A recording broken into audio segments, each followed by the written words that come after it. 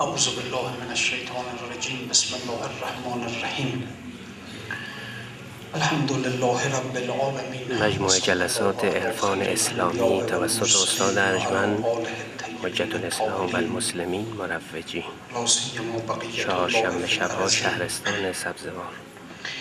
اللهم كل وليك الحجة ابن الحسن صلواتك عليه وعلى آبائه في هذه الساعة وفي كل ساعة، وليا وحافظا وقائدا وناصرا ودليلا وعينا، حتى تسكنه أرضك طوعا وتمتعه فيها طويلا. بله، رسیدیم به اینجا که اون مریض در خدمت رسول خدا که آمده بودن به عیادت ایشون و حضرت سوال کردن ازش که تو چه بود که اینجور بیمار شدی، سبب این مریضی چیه؟ و او گفت که من از عذابهای خداوند در قیامت خیلی میترسیدم و لذا دعا کردم که خداوند در همین دنیا منو عذاب کنه که دیگه به آخرت نمونه.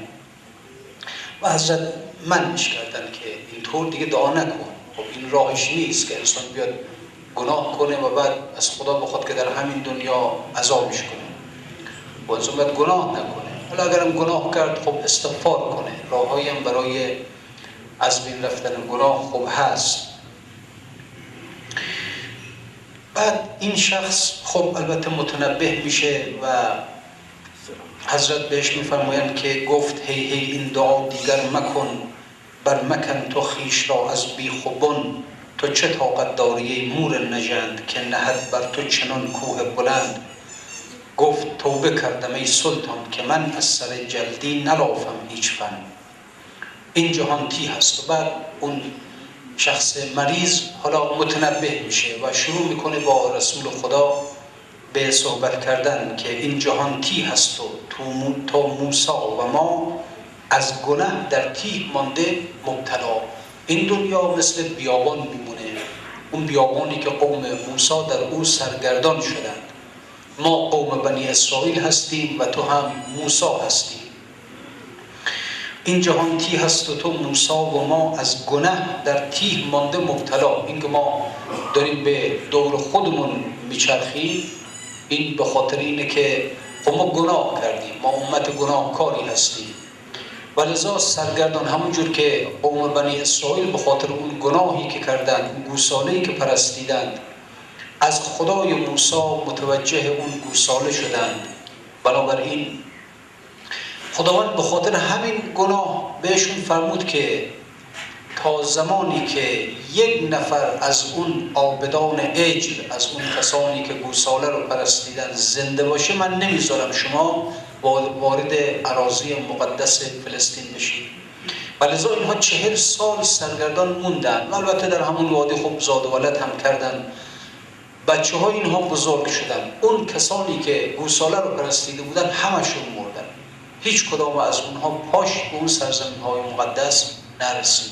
بچه هاشون وارد شدن. ما هم همینطوری هستیم. خب این یک تمثیلی است از این که انسان واقعا اگر یک امتی گناه کنند، یک امتی روی به معصیت بیارن، اینها به نفرین قومشون دچار میشن. چنانکه بنی اسرائیل به نفرین حضرت موسی دچار شد و هر قومی که گناه کنند به نفرین پیغمبرشان دچار میشن. لذا حالا البته در میان بنی اسرائیل این سرگردانی به صورت یک سرگردانی ظاهری بود که 40 سال در بیابان معطل موندن. حالا در میان ما اونطوری نیست. در میان ما سرگردانی یه جور دیگه است. عرض کردم هفته قبل این سرگردانی هایی که ما داریم در زندگیمون که در واقع سرگردانی است ولی نمیدانیم که سرگردانی است. این که آدم مرتب بین خانه‌اش، مغازه‌اش، خانه‌اش، کارخونه‌اش، خانه‌اش، تجارت خونه‌اش، خانه‌اش، اداره‌اش، سرگردان میره میاد. و واقعا اگر شما ازش بپرسید که خب چرا داری میری، هدفت چیه، ازش بپرسید که خب تو پول نداری، میگه نه پول دارم. آیا پولت کمه؟ نه پولم کمم نیست، خیلی هم پول دارم. مثلا یه جوری فرض کن حالا احتمال میده که در آینده وضعیت خراب بشه، نه اینقدر دارم که بچه‌ام هم آباد هستن. خب چرا داری میری؟ چرا اینقدر زحمت میکشی؟ ولی یک عاملیه که باید بره، باید زحمت بکشه. چیه اون عامل؟ حالا به هر حال این گناهی است که ما کردیم و در اثر این گناه اینجور تحیرها، اینجور حیرتها ما خیال میکنیم که داریم میریم، کار میکنیم، کوشش میکنیم، تلاش میکنیم. خب حالا بگو برای چی داری این کارها رو میکنی دیگه؟ واقعا خیلی هستن که اصلا تا چندین نسلشون هم آباد از بس که دارن ولی باز هم میره. حالا بگو چرا میری؟ نمیشه نری؟ میگه خب اگه نرم بیکارم. خب بگو حالا که داری میری تازه مگه چی؟ و الانم بیکاری. مگه این کار واقعا و کار یک چیزی است که نتیجه‌ای داشته باشه که برای ابد بمانه برای انسان، نه ایگار چند روز دنیا. سالها ره میرویم و در اخیر همچنان در منزل اول اسیر. خب بله شما نگاه کنید، من یک کارمند 30 سال داره میره ادارهشون بیاد. همین امروز که 30 سال گذشته برگرده نگاه کنه 30 سال پیش من همین بودم الانم همینم. و بله واقعا 30 سال اگر رفتم به ادارم آمدم، الان بعد از 30 سال من چه به هر حال رفتم زحمت کشیدم، پولی در آوردم، زندگیمو گذروندم. اما ببینم از لحاظ کمالات انسانی چی داری؟ چند تا از صفتهای رذیله خودت رو تونستی بکشی و از صفتهای فضیلت در خودت ایجاد کنی؟ چه مقدار مقام در پیش خدا تونستی کسب کنی؟ چه مقدار روحانیت خودت رو تونستی احیا کنی؟ چه مقدار به نورانیت خودت تونستی برسی؟ چیزهایی که در اون دنیا خریدار داره. هر مقداری که انسان به نور برسه، هر مقداری که انسان روحانیتش رو احیا کنه، هر مقدار که تونسته باشه رضایت نفسانیش رو از بین برده باشه، فضائل نفسانی در اونها ایجاد کرده باشه، ای انسان ارزشش به اینهاست. خب حالا من از خودم بپرسم بگم 30 سال که میرفتم همین بودم، الانم همین هستم. خب از این چه سیر نامفهومی بود؟ این چه تحیری بود که هی رفتم خانه رفتم اداره، رفتم خانه رفتم مدرسه، رفتم خانه رفتم مغازه، رفتم خانه رفتم تجارت خانه. اون چی بالاخره؟ من که همونم، که همون اخلاقی که 30 سال پیش داشتم الانم دارم. اگر 30 سال پیش مثلا فرض کنید یه نفر اذیتم میکرد عصبانی میشدم، الانم عصبانی میشم، هیچ فرقی نکردم بلکه بدتر هم شدم. پس این چه زندگیه؟ زندگیی که انسان هی رفت آمد، هی بره، فقط شیطان انسان رو مشغول کرده. خب برو سر کار، برو ادارت، برو مغازه. و چه فایده از این زندگی؟ سالها ره می رویم و در اخیر همچنان در منزل اول اسیر. گر دل موسی ز ما راضی بودی، تیه را راه و کران پیدا شدی. همه این سرگردانی ها به خاطر این است که پیغمبر امت ما از ما راضی نیست، لذا همینجوری داریم برای خودمون میچرخیم، داریم میگردیم برای خودمون. حالا هر کی از ما پرسه میگم کار دارم، من نمیدونم چه میکنم، چه کار میکنم. کاری چی آقا؟ کاری که خب نهایتش اینه که شکم انسان رو پر میکنه و همین دیگه. من غیر از اینه پول در میارم که این تنم را بپوشم، شکمم رو سیر کنم. خب این کار رو که حیوانات هم دارن میکنن، که حیوان هم از صبح تا شب داره کار میکنه که شکمش رو سیر کنه و همین دیگه. غیر از این کار نمیکنه که، یعنی کاری داره میکنیم که حیوان داره میکنه. اگر واقعا ما انسان ها غذا نمیخوردیم، نیاز به لباس نداشتیم، نیاز به خانه نداشتیم، میرفتیم دنبال کار؟ نه. پس من میشه اگر داریم میریم سر کار به خاطر اینهاست، به خاطر لباسه، به خاطر غذاست، به خاطر لانه است، به خاطر این که ازدواج کنیم، به خاطر این که همسری بگیریم، فرزندانی بگیریم. اینا همش افعال حیوان است، همش. بنابراین دارم کار میکنم برای اون جهت حیوانیت خودم، چقدر برای انسانیت خودم دارم کار میکنم. اینا را در انسان بشین واقعا فکر کنه، خوب اینقدر فکر کنه که اینها، البته ما هممون اینها رو میدونیم، واقعا هم میدونیم، اما چرا باز داریم میریم دنبال؟ چرا اینجور متحیر؟ به خاطر اینکه اینها از عقل ما به قلب ما فرو نرفته. اگر انسان بشینه خوب فکر کنه که اصلا بره این حرفا، این تفکرها، این اندیشه ها بره به درون قلبش، تحولی در انسان ایجاد میشه. به هر حال اینی که فکر نمی کنیم، خلوت نداریم با خودمون. بنابراین خب همینجوری شیطان هم که بیاد ما رو که بله آقا انسان باید کار کنه، باید زحمت بکشه، بله بحث نیست. اما کار کردن، جلسه قبل عرض کردم، ما خیلی وقتها زندگی کردن را با هدف زندگی اشتباه میکنیم. از هر کی شما بپرسید آقا هدفت در زندگی چیه؟ میگم میخوام درس بخونم، مدرک رو بگیرم. شما هدفت چیه؟ میخوام نمیدونم یک تجارت خونی برای خودم باز کنم. شما هدفت چیه؟ میخوام یک کارخونه بزنم. شما هدف، واقعا اینا هدف نیست در زندگی، اینا خود زندگی هستن. و خود زندگی همین است دیگه، درس خوندن، کارخونه زدن، شرکت زدن، همین است دیگه. این هدف زندگی نیست. هدف از زندگی این است که انسان به نور برسد، به نور. این هدف اصلی نیست. یعنی اگر میری مغازه، اگر این مغازه تونست تو را به نور برساند، این مغازه ارزش داره. اگر این اداره، این کارخونه، این شرکت، این تونست تو را به نور برساند، این ارزش داره برای انسان. این ارزش داره. این مغازه، این که رسول خدا فرمودن جعلت لیل ارض مسجدا و طهورا، تمام مسجد، تمام زمین برای من مسجد قرار داده شد. تمام زمین. یعنی انسان میتونه، نه تنها از مسجد میتونه به خدا برسه، به نور برسه، انسان حتی از مغازش هم میتونه به نور برسه، به شرط داره. یکی دو نمونه جلسه قبل عرض کردم. یک کاسبی که با صدق با مردم رفتار میکنه، با صدق، این به نور میرسه. کاسبی هم که دروغ میگه مردم، اون به نور نمیرسه. چیز طبیعیه. کاسبی با دروغ میگه مردم، خیلی صدق مهمه ها. شما حالا یه وقت امتحان بکنید، بگید من فقط میخوام راست بگم، واقعا فقط راست بگم. یعنی اگر کاسبم به مشتری راست بگم، اگر میرم اداره به ارباب رجوع راست بگم، به رئیسم راست بگم، به مرؤوس، به زیر دستم راست بگم، به خدا راست بگم، به خدا. به خدا ما راست نمیگیم دیگه. این صدق یه چیزی است که واقعا اگر انسان، میگم یک وقت حالا شما سعی کنید بگید واقعا من میخوام صدق، ببینید چقدر قدرت داریم. هم قدم اول میمونیم توی خونه، میبینی زن به شوهرش دروغ میگه، مرد به زنش دروغ میگه، الان قدم اول، هیچ جا نمیخوام بریم، دروغ میگیم با هم دیگه.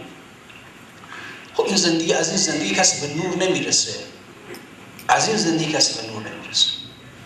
یه وقتی قم بودم، سوپری بود جلو خونه ما، کوچه ما، رفته بودم چیز بخرم. یه خانمی هم که از همسایه‌های کوچه خودمون بود، آمده بود که حساب کنه، حساب داشت کنه. بعد که حساباشو کرد، نمیدونم والا، گفت که 40,000 تومان. این گفت خیلی خوب، آقا منو میفرستم بهش بگو 60,000 تومان. وقتی که اومد داد، اون میام 20 تومانش ازت میگیرم. خب زندگی قرار باشه به دروغ گذرونده بشه، چه زندگی میشه؟ از همین جاش در میمونیم ما. از همین جا پدر مادر به بچه دروغ میگن، بچه به پدر مادر میگن، تا برسه حالا دیگه کاسب به مشتری، مشتری به کاسب، ارباب رجوع به کارمند، کارمند به ارباب رجوع، انسان به خدا دروغ میگه دیگه. این دیگه نه این مغازه انسان رو به نور میرسونه، نه این خانه انسان رو به نور میرسونه، نه این زن انسان رو به نور میرسونه، نه این شوهر به نور میرسونه. همش در ظلمت، همش در ظلمت، ظلمات بعضها فوق بعض. بعد انتظار داریم که چی بشیم و بریم اون دنیا چیکار کنیم با خدا، با این ظلمت ها. گر دل موسی ز ما راضی بودی، تیه را راه و کران پیدا شدی. اگر امام زمان ما از ما راضی می بود، اگر پیغمبر این امت از ما راضی می بود، راه پیدا می شد برای ما، هممون به سعادت می رسیدیم. ور به کل بیزار بودی، او ز ما کی رسیدی، خانمان هیچ از سما. البته خب موسی درسته که ناراضی بود از قوم و به خاطر همون نارضایتی هم اینها افتادن در اون سرگردانی، اما خب موسی اون چنان که باید دیگه کاملا هم ناراضی نبود از اینها. دلیلش هم اینه که من و سلوا براشون نازل میشد دیگه. اینا 40 سال در اون بیابان میگشتن، براشون غذا از آسمان نازل میشد به هر حال. بس معلوم میشه که حضرت موسی همچین به کلی هم از اینها قطع نکرده بود امیدش رو. لذا خب در زمان ما هم خب واقعا امام زمان ما از ما قطع امید کلی نکرده و الله خب هیچ کدام از ما اینجوری که هستیم حالا نعمت ایمان داریم، نعمت اسلام داریم، بالاخره امنیت داریم، آرامش داریم، اینها همه از برکت دعای اون بزرگوار است برای ما. منتها البته خب راضی هم نیست اونجور که باید از ما، ولذا خب حالا این اوضاعی که داریم معمولا همین است. ور به کل بیزار بودی، او ز ما کی رسیدی، خانمان هیچ از سما. کی ز سنگی چشمه ها جوشان شدی. حضرت عصاش رو به سنگ میزد، آب میجوشید. پس معلوم میشه که ناراضی هم نبود از اینها. کی ز سنگی چشمه ها جوشان شدی، در بیابان من امان جان شدی. بل به جای خان خود آتش آمدی، اندر این منزل لهب بر ما زدی. اگر واقعا موسی به کلی از ما ناامید بود، به جای آب از آسمان آتش بر ما فرو میباری. چون دو دل شد موسی اندر کار ما، گاه خصم ماست گاهی یار ما. موسی نسبت به ما دو دل دیگه، حالا گاهی راضی از ما گاهی راضی نیست از ما، برحال همینطوری دیگه. خشمش آتش میزند در رخت ما، حلمش اسپر میشود پیش بلا. اون خشمش آتش در ما میزنه، اون بلاهایی است که بر ما نازل میشه. این مصیبت هایی برای ما پیش میاد، این مشکلاتی که برای ما پیش میاد، گاهی وقتا این ناامنی ها، این مریضی ها، این نمیدونم گرانی ها، اینا رو عرض میکنم، اینها رو شما عواملش رو عوامل طبیعی ندانید. عوامل طبیعی نیست. اگر گرانی میاد، اگر ناامنی میاد، اگر نمیدونم چی پیش میاد، اینها واقعش مسائل ریشه در یک سری مسائل باطنی داره، ریشه در قلب امام زمان داره که ایشون وقتی که ناراحت میشه از ما این مسائل برای ما پیش میاد.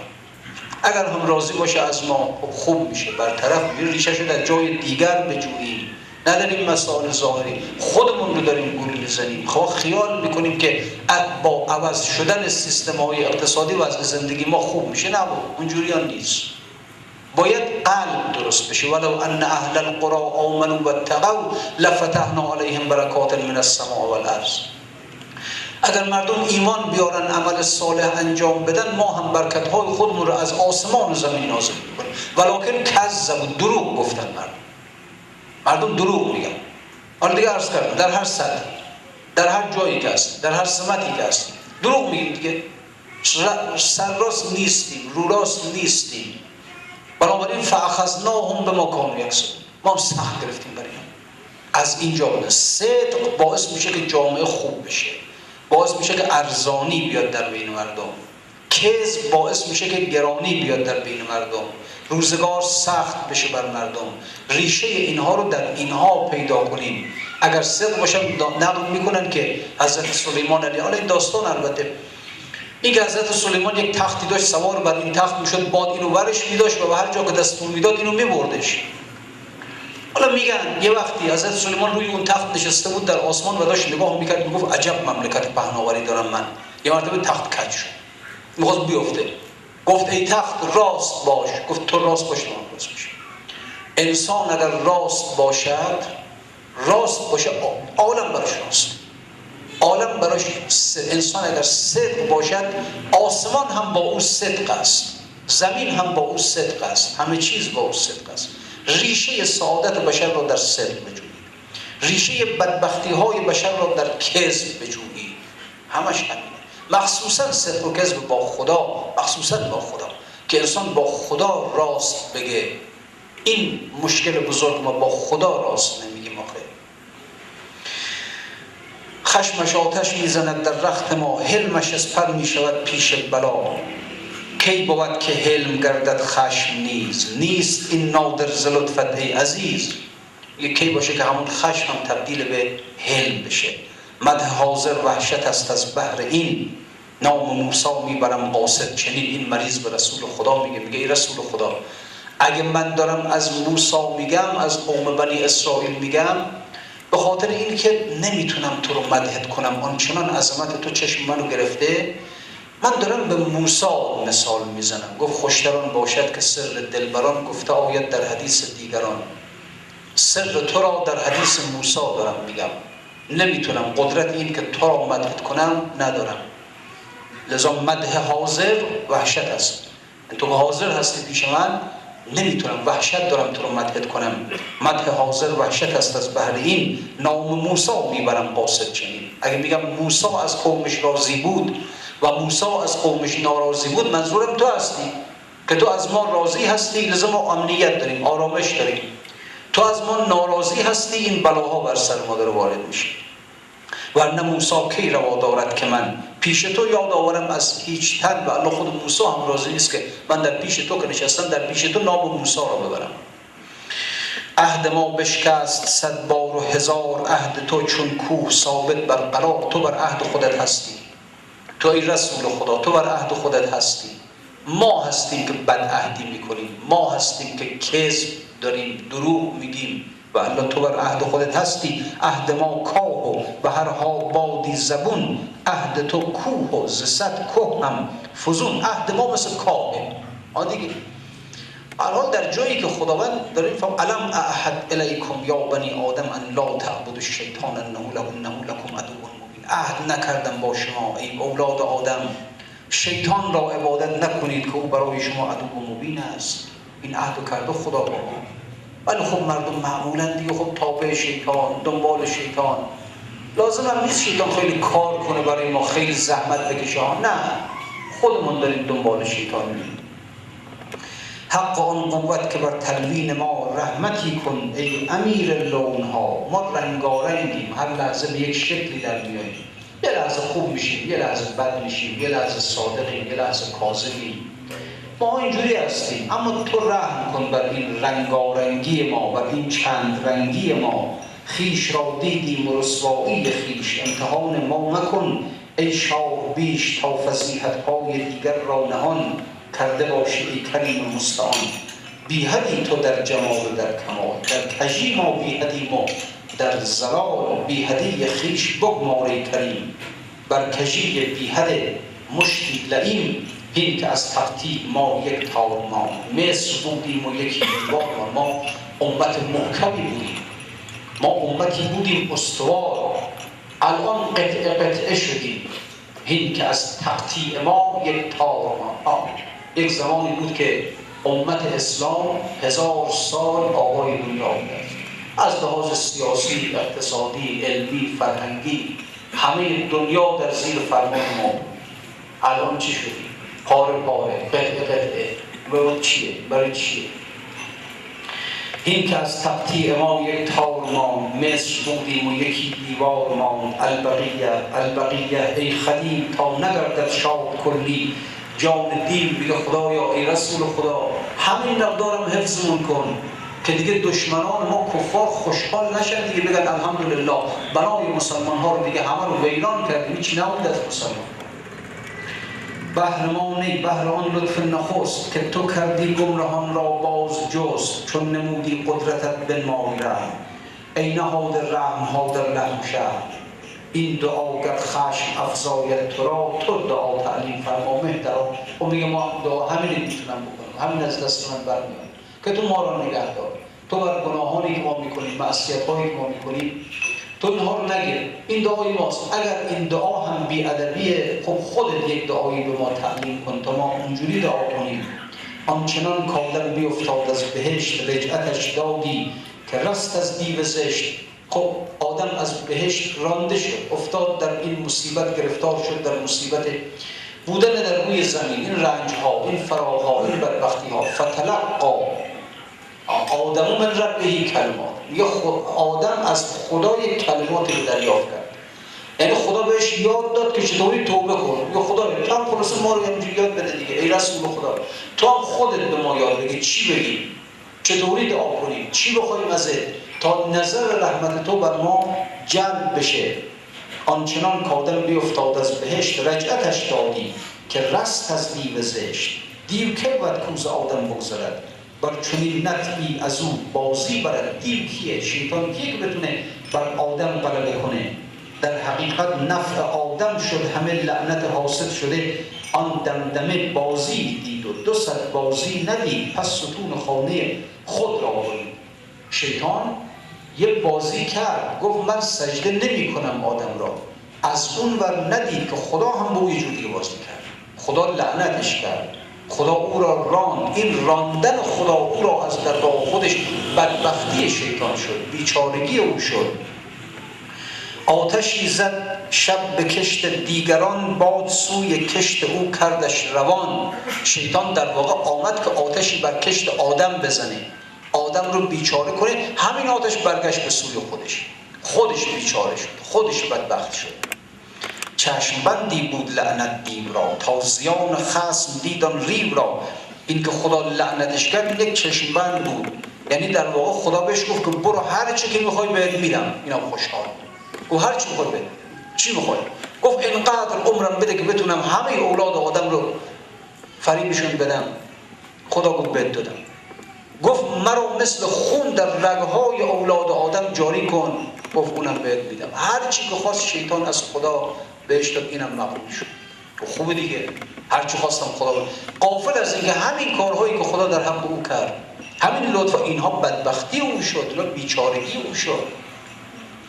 چشمبندی بود لعنت دیو را، تا زیان خصم دیدان ریو را. لعنت این باشد که کجبی نشد، کجبی نشد، حق رو نتونست تشخیص بده، شیطان حق رو نتونست تشخیص بده. نفهمید که اگر خدا گفته که این آدم را سجده کن، این آدم یعنی مشتی گل رو سجده نکن. گل که سجده کردنی نیست که، یعنی اون نفخت فیه من روحی، اون روح خودم را که در این آدم قرار دادم او را سجده کن. اینو نفهمید شیطان. کجبین بود شیطان، حقبین نبود شیطان. حقیقت را در درون آدم نتونست پیدا کنه شیطان. این بدبختی بزرگ آدم. بدبختی بزرگ انسان این است که وقتی که نگاه میکنه به این دیوار ببینه، همین گچ رو ببینه، همین خاک رو ببینه، همین آجر رو ببینه. اگر نگاه میکنه به این درخت، یک مشاخ و برگ و اینجوری چیزها ببینه. وقتی که نگاه میکنه به انسان، همین مشت پوست و گوشت و استخوان رو ببینه. این بدبختی انسان همین است. شما بگید بدبختی چیه؟ شقاوت چیه؟ مصیبت چیه؟ سیاه بختی چیه؟ سیاه بختی این است که وقتی من به این منبع نگاه میکنم چوب ببینم، این بدبختی منه، این بیچارگی منه.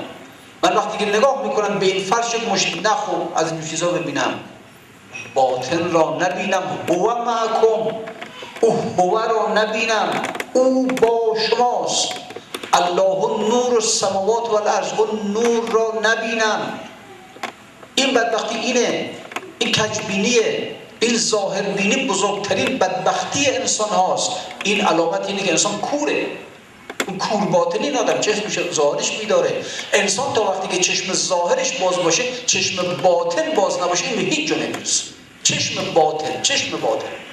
این که خداوند در قرآن فرمود که لهم قلوب لقد زرعنا لجهنم کثیرا من الجن والانس، بسیاری از جن و انس میزیم توی جهنم. چرا؟ اینا باطن بین. ببینید به این آیه دقت بفرمایید.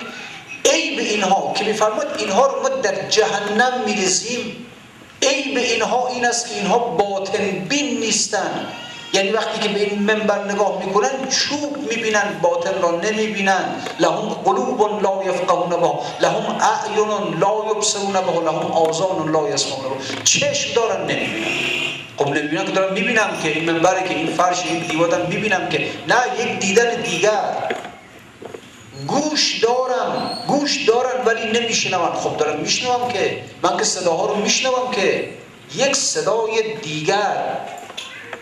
اونها رو اینها نمیتونن. اولئک کالانعام و اندز مثل حیوان هستن. چرا مثل حیوانن؟ چون حیوان وقتی که به این نگاه میکنه چوب میبینه، به این دیوار نگاه میکنه گچ میبینه. بنابراین این انسان با این حیوان فرق نداره. بل هم اضل، پستر از حیوان. چرا پستر؟ چون حیوان اون چشم باطن بینی ندارد و انسان دارد و ازش کار نمیکشه. حیوان گوش باطن شنو ندارد، انسان دارد و ازش کار نمیکشه. اینا بدبختی انسان. بگو بدبختی انسان چیه؟ پول نداره؟ نه. ماشین نداره؟ نه. خونه نداره؟ اینا بدبختی نیست، اینا بیچارگی نیست. بدبختی انسان این است که وقتی که نگاه میکنه ظاهر را نگاه، اون الله نور السماوات و الارض، اون نور را نبیند. هو معکم، اون هو را نبیند. اینها بدبختی انسان. این چیزی است که به تصریح قرآن لقد زرعنا لجهنم کثیرا من الجن والانس، بسیاری از جن و انس رو در جهنم میریزیم چون باطن بین نیستن. وقتی که گوش میکنن از این دیوار میگن دیوار ساکته، این دیوار صامته، این اصلا حرف نمیزنه. در حالی که مگه اینطور نیست که ان من شیء الا یسبح بحمده، همه اشیا دارن تسبیح میکنن خدا رو، چون نمیشنن تسبیح دیوار رو. اون گوش باطن شنو باز نیست. جمله ذرات زمین و آسمان با تو میگویند روزان و شبان، ما سمیعیم و بصیریم و هوشیم، با شما نامهربان ما خاموشیم. از جمادی سوی جان روید، قلقل اجزای عالم بشنوید. یه خورده از این وجود جمادی و حیوانی بیاییم بیرون، برسیم به اون وجود روحانی، تا بعد ببینیم همه دنیا دارن حرف میزنن با آدم، همه دارن تسبیح خدا میگن، انسان وقتی که نگاه میکنه اون نور را در باطن اینها میبینه. انسان وقتی که گوش میده صدای تسبیح موجودات رو میشنوه. این حالا انسان، این انسان. و حالا انسان از ظرفیت خودش استفاده نمیکنه. ما خیلی ظرفیتمون بالاست ولی استفاده نمیکنیم. اولئک هم الغافلون در آخر آیه میفرماد اینو غافل است. انسان از ظرفیت خودش استفاده نمیکنه. آقا چرا؟ غافل است. حواسش به همین خانه مغازه، خانه اداره، خانه شرکت، خانه تجارت خانه، در یک دور باطلی افتاده، به هیچ جا هم نمیرسه این آدم. این غفلت میده تا وقتی که حواسش به مغازش، به ادارش، به تجارت خونهش، این انسان چشم و گوش باطنیش باز نمیشه. آقا نمیشه. برای باز شدن چشم و گوش باطنی راههای دیگری است. این دور باطلی که ما افتادیم درش هر روز هی از صبح پاشیم بریم نمیدونم سر کار، شب بریم خوشحال هستیم از یک کاسب، خوشحال از اینکه من امروز نمیدونم 50,000 تومان کار کردم. خب میدونی یعنی چی من این حرف؟ این که میگه امروز رفتم 50,000 یا یک تاجر خوشحاله که امروز رفتم 50 میلیون معامله کردم. میدونی معنی این حرف چیه؟ معنی این حرف اینه که امروز عمر خودم را به 50,000 تومان فروختم. امروز عمر خودم را به 50 میلیون تومان پول فروختم. بدترین خسارت برای انسان همینه. این عمر را بده در مقابل چی بگیره؟ 50,000 تومان پول بگیره. میارزه؟ انسانیت خودش رو بده 50,000 تومان پول بگیره، 50 میلیون تومان پول بگیره. میارزه؟ والله نمیارزه. این عمری که شما میبینید بسیاری از کسانی که اینها اوج گرفتن رفتن به آسمان، میبینید در 2 ثانیه بشر حافی امام کاظم علیه السلام که عبور میکنه از اونجا یک کلمه میگه اگر این انسان عبد بود این کارها رو نمیکرد. 2 ثانیه بیشتر طول نکشید. یه مرتبه اوج گرفت از زمین رفت به آسمان. ببینید برای پیمودن راه بین خاک تا خدا 2 ثانیه، بیشتر از 2 ثانیه. این 2 ثانیه چقدر شما میگید ارزش داره به نظر شما؟ فضیل عیاض دزد راهزن یک کلمه آیه قرآن الم یعن للذین آمنوا ان تخشع قلوبهم لذکر الله، رفت بالای دیوار دزدی کنن، بالای دیوار آیه قرآن شنید، از همون بالای دیوار درسته حالا آمد پایین رفت بخونش، ولی از بالای دیوار پایین نیامد این آدم، رفت بالای دیوار برای دزدی، آیه قرآن رو شنید الم یعن للذین آمنوا ان تخشع قلوبهم لذکر الله، وقت آن نرسیده است که قلب‌های مؤمنین خاشع شود از یاد خدا. فریاد زد چرا همین الان وقتشه. عمری در دزدی، عمری در فسق عوض شد. درسته که از دیوار آمد پایین، پشیمان شد، رفت به خانه‌اش، بعداً هم یک انقلاب روحی فوق العاده شدید درش ایجاد شد، اما شما بگو دیگه از دیوار پایین نیامد. اگر جسمش رفت تا بالای دیوار ولی روحش از همون بالای دیوار رفت پیش خدا دیگه. این جسم تنها بود آمد از دیوار پایین، بعدم دیگه در بیابان‌ها میگشت. میگن تا آخر عمر خصم از خود راضی میکرد، میرفت در شهرها میگشت میگفت بابا فضیل عیاض مالی از شما دزدیده یا نه، هر کی دزدید بیا بگیرش بده. تا آخر اون کارش جسمش از دیوار آمد پایین رفت خانه، روحش برنگشت، روحش دیگه رفت پیش خدا. شما خیال میکنید به فضیل عیاض بگه همون 2 ثانیه رو چند میفروشی به من؟ چند بهت بدم همون 2 ثانیه رو به من بدی؟ خدا اصلا میگه اگر همه ثروت دنیا رو من میگم 2 ثانیه رو نمیدم. بشر حافی رو بگو چند میده همون رو؟ چقدر میده همون لحظه ای که سخن موسی بن جعفر به گوشت خورد و تو رو پرواز داد برد تا آسمان و تازیانه برزدی اسبم بگشت، گنبدی کرد و زگردون برگذشت، محرم ناسوت ما لاهوت باد، آفرین بر دست بر بازو باد. آفرین ای موسی بن جعفر، چنان تازیانه رو زدی بر من که رفتم بر افلاک. شما بهش رافی بگو چند میفروشی همونو؟ همه آسمان ها، زمین، گنج ها رو بهش بدی، میگه نمیدم. یه چیز دیگه شده، این دیگه چیز دیگه شده. گفت چندان که خواهید در نگر در من که نشناسی مرا، زیرا از آن که دیده ای من 100 صفت گردیده ام. من دیگه اون بشر قبلی که دنبال فسق و فجور و مجلس شراب نبود دیگه اون نیستم، تمام شد دیگه. شما ببین عمری که 2 ثانیهش اینجوریست، این عمر میشه بگی من امروز رفتم یک روز نه 2 ثانیه، یک روز دادم و 50 میلیون تومان گرفتم. ان الانسان لفی خسر، این انسان بیچاره در زیانه. این انسان داره، ما هممون در اینجا نشستیم یه شغلی داریم دیگه، یکی کارمند، یکی کاسب، یکی تاجر، یکی معلم، یکی چی، ولی هممون آقا در یه چیز شریک هستیم، هممون آمر فروش هستیم. این کم بدبختی نیست، هممون آمر فروش هستیم. داریم عمرمون رو میدیم، چی میگیریم در مقابلش؟ لعنت این باشد که کجبینش کند، ظاهر بینش کنه. این لعنت یعنی کسی که نگاه میکنه به این عالم، باطن عالم رو نمیده، این مورد لعنت خداست. کسی که گوش میده فقط صداهای ظاهری رو میشنوه، این مورد لعنت خداست. لعنت این باشد که کجبینش کند، حاسد و خودبین و پرکینش کند، تا نداند که هر آن که کرد بد عاقبت باز آید بر میزند. این نمیفهمه. من بدی کردم، نسبت به خدا بدی کردم، گفت سجده کن، نکردم، عاقبت گریبان خدا رو میگیره. شیطان سجده نکرد، عاقبت گرفتش. این انسان هم اگر بخواهد در پیشگاه خدایش سجده نکند، نه منظور از سجده نکند این نیست که نماز نخونه. خیلی از ما نماز میخوانیم و سجده میکنیم ولی سجده نمیکنیم. خدمت شما هر چیزی که توجه تو را از خدای موسی به خودش جلب کنه، این میشه گوساله سامری. هر چیزی میخواد هر چی باشه. خیلی ها هستن که اصلا عجیب اسیرن، عجیب. حالا شما خیال میکنید مثلا یه نفر باید یک تجارت خونی خیلی مهم داشته باشه، نه. میبینید گاهی وقتا انسان به یه چیز خیلی خیلی کوچیک اسیره. یه رفیق داشتیم میگفت رفته بودیم مکه، خب دیگه بعد از مراسم ارشد که منا، اعمال منا که باید رمی جمره بشه و نمیدونم بعد قربانی بشه، خب بعد حلق بشه، سر تراشیده بشه. میگفت یه بنده خدایی بود از تهران بود، خیلی هم متمول بود، آدم عجیب، حاضر بود یک قیمت خیلی گزاف بگه هر چی بخوام اونا رو کفاره میدم، موام نکشم. اصلا عجیب این آدم. میگفت نه حاضر نیستم بتراشم موام. میگفت هر چی میخوام اونا رو کفاره بدم. کفاره چی بود؟ نتر باید این واجب، این از واجب منا باید سر تراشیده بشه. این اصیل همین حاضر نیست. واقعش هم اینجوری ها.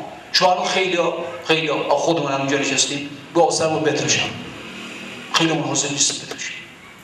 اصیلیم دیگه. این میشه گوساله سامری.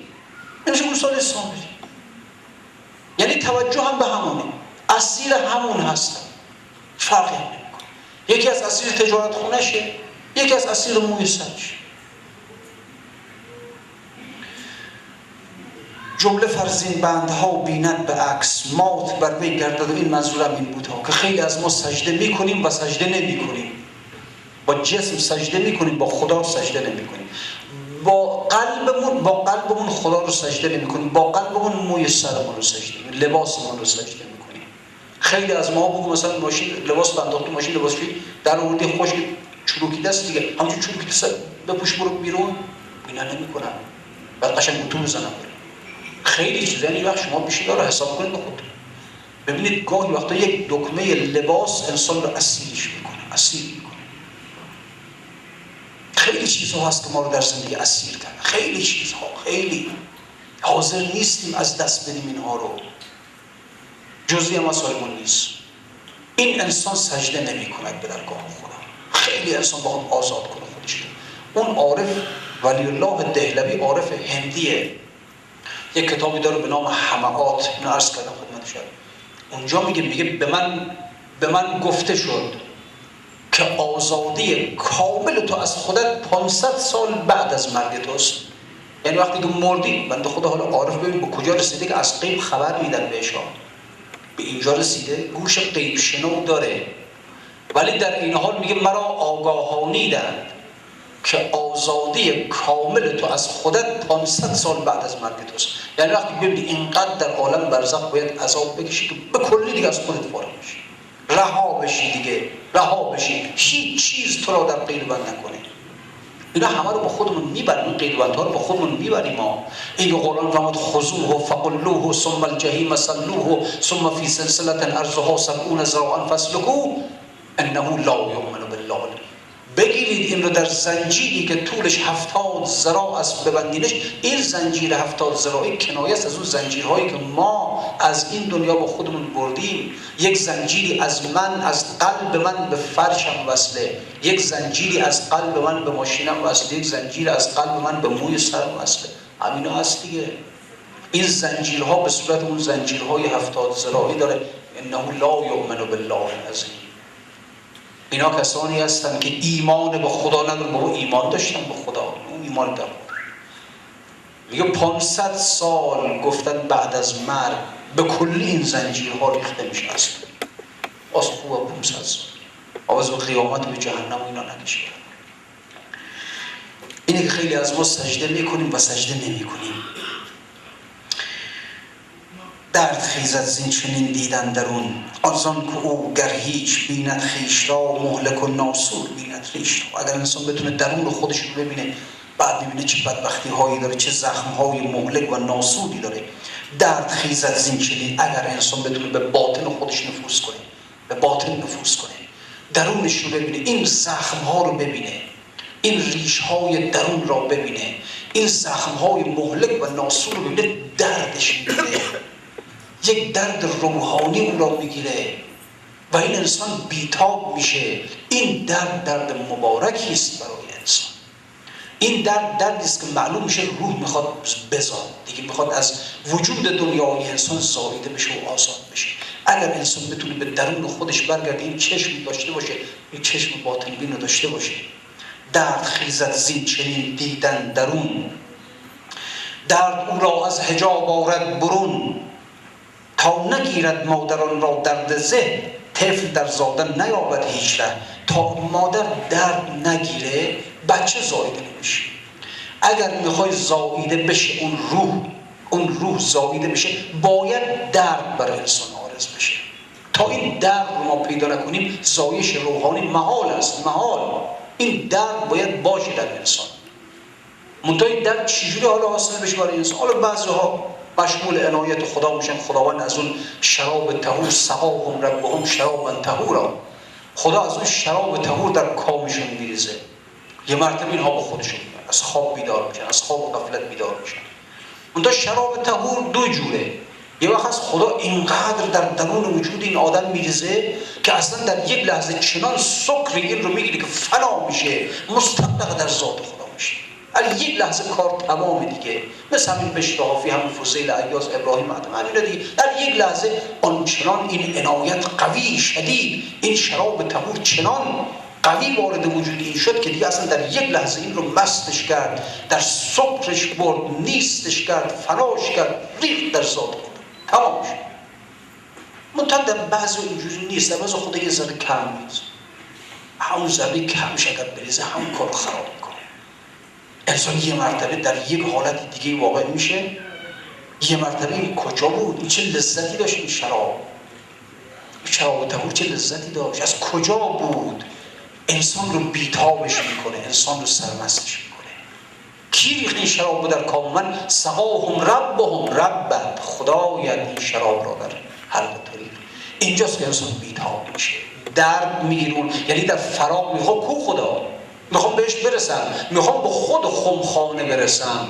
شراب خمار 100 شبه دارم، شراب خانه کجاست؟ یه خمار عجیبی این آدم رو میگیره. خمار 100 شبه میگه خود شراب خانه رو میخوام، خودشو میخوام، من اونجا راهنمایی کنی. اونجاست که انسان در فراق میفته. فراق درد میاره، درد میاره. از همون شراب طهور اگر رفتی طلب کردی، و جدا اگر انسان عمرش رو طلب کنه، اون شراب یک قطره در کام انسان میفته. عجیب میکنه انسان، عجیب انسان رو از حالت دیگه. از دنیا چیه دیگه؟ سکر دنیا چیه؟ مستی دنیا چیه؟ چرا دنیا سکر داره، مستی داره؟ اون چه سکری؟ از اون شراب اگر قسمت انسان بشه، بعد میفهمه که اون چی بوده، اون چه لذتی داره، اون چه مستی داره. میگه خب بیشتر میخوام، درد نمیخوام، دردآلود نمیخوام، صاف میخوام، زلالش رو میخوام. اینجاست که انسان در فراق میفته. فراق درد ایجاد میکنه، درد که ایجاد کرد دیگه، حالا تمام دیگه کار دیگه تمام. درسته حالا ممکنه سالها همین درد طول بکشه، همین که دردی جان انسان رو بالاخره این روز زاییده میشه، بالاخره زاییده میشه، اصل دیگه این درد پیدا بشه. لذا گفت دست از طلب ندارم تا کام من برآید، یا تن رسد به جانان یا جان ز تن برآید. این مقوله طلب یک مقوله است که عرفا خیلی حرف دارن توش، خیلی حرف دارن. طلب برو طلب کن اون عنایت رو، اون شراب طهور رو، حداقل همون دردآلودش، همون ناخالصش برو طلب کن، برو طلب کن. یک کسی، یک پیری که در یک میخانه از همین شراب طهور، اون شراب طهوری که موسی بن جعفر در کام بشر حافی ریخت، اون شراب طهوری که امام صادق در کام اون همسایه ابوبصیر ریخت، به یک کلمه تمام کرد، زیر و روش کرد. اون شراب طهوری که نمیدونم در کام فضیل عیاض ریخته شد، اون شراب طهوری که در کام ابراهیم ادهم ریخته شد. برو ببین کجا این شراب میفروشن، این شراب خانهش کجاست، پیدا کن. یک قطره از او اگر بر جان انسان بیاد همه چیز عوض میشه دیگه. گفت ای فدای تو هم دل و هم جان، ای فدای رهت همین و همان، دل فدای تو چون تویی دلبر، جان فسار تو چون تویی جانان، دل ستاندن ز دست تو مشکل، جان فشاندن به راه تو آسان. راه عشق تو راه پر آسیب، درد هجر درد عشق تو درد بی درمان، بندگانیم جان دل بر کف، چشم بر حکم و گوش بر فرمان. در سر صلح داری اینک دل، بر سر جنگ داری اینک جان، دوش از سوز عشق و جذبه شوق، هر طرف می شتافتم حیران.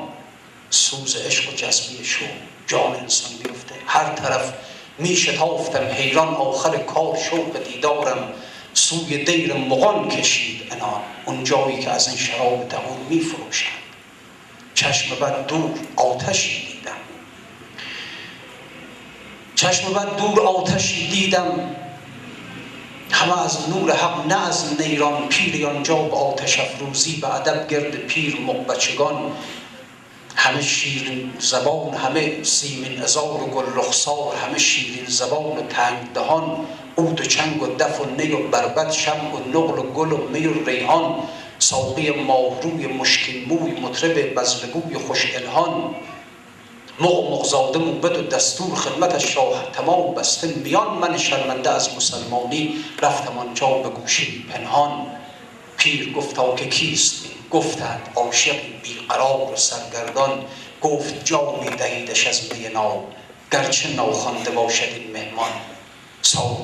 ساقی آتش پرست آتش دست، ریخت در ساغر آتشی سوزان.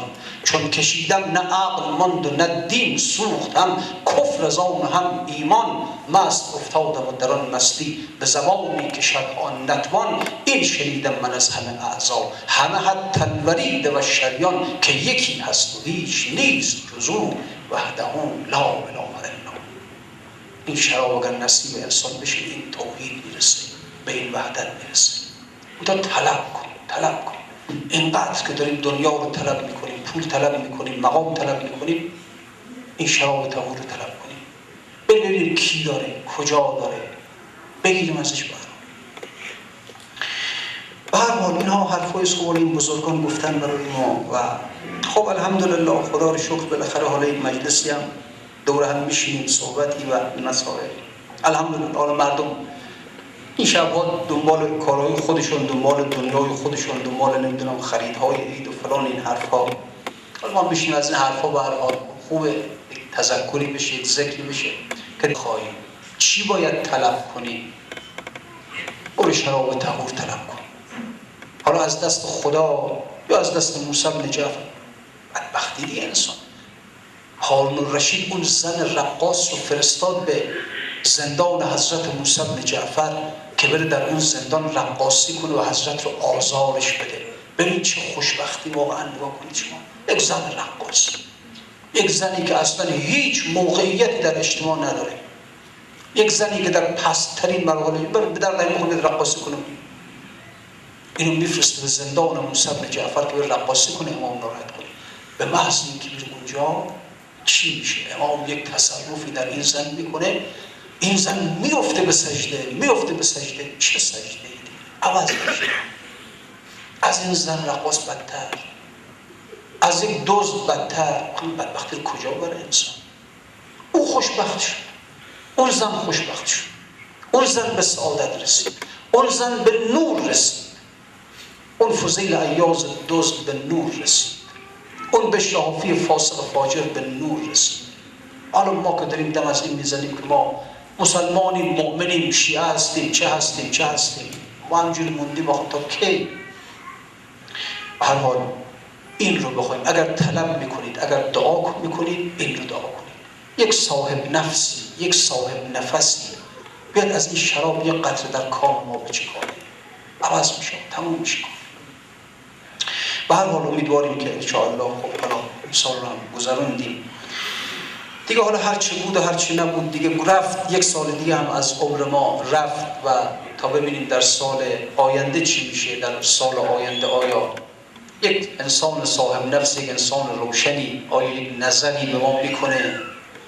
یک کسی که بود آیا که بله زدرم بازایی کسی بیاد از در خانه ما، بیاد به درون خانه و ما رو مشمول این عنایت خودش کنه؟ میشه چنین چیزی یا نه؟ در ببینه. خب همون روزم که همون سال تحویل میاد دیگه، همون سال تحویل میاد به خونه ها سر میزنه میره.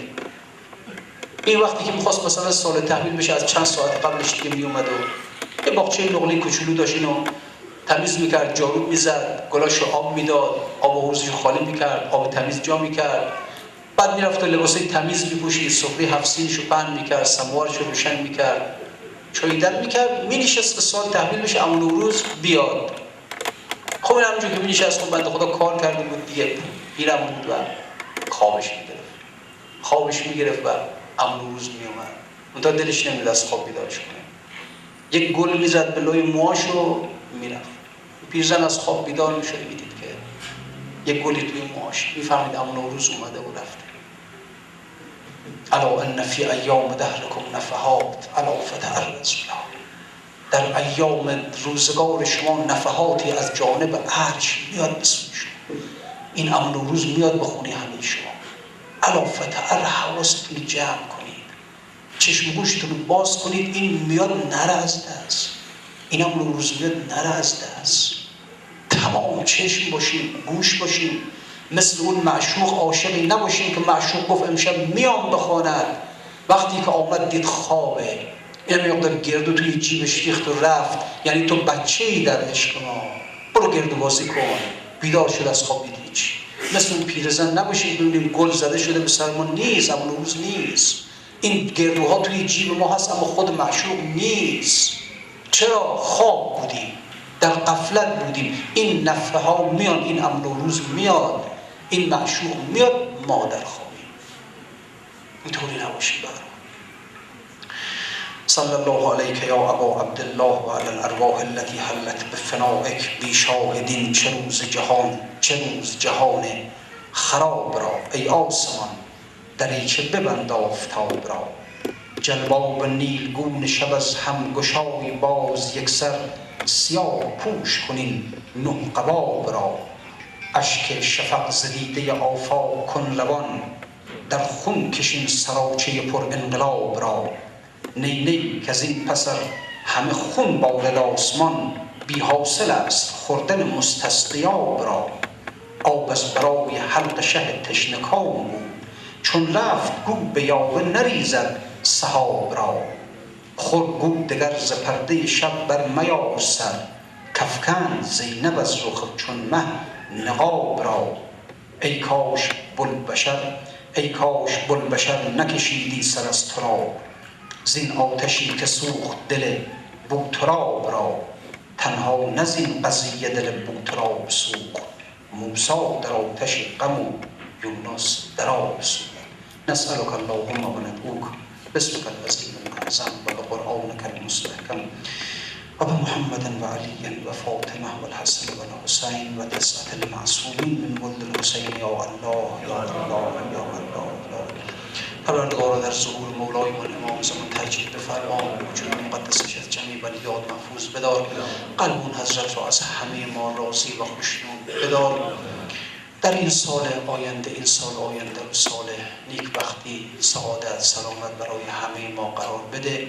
آسایش، امنیت، ارزانی، بهروزی، بهورزی برای همه مردم ما مقدر بفرما.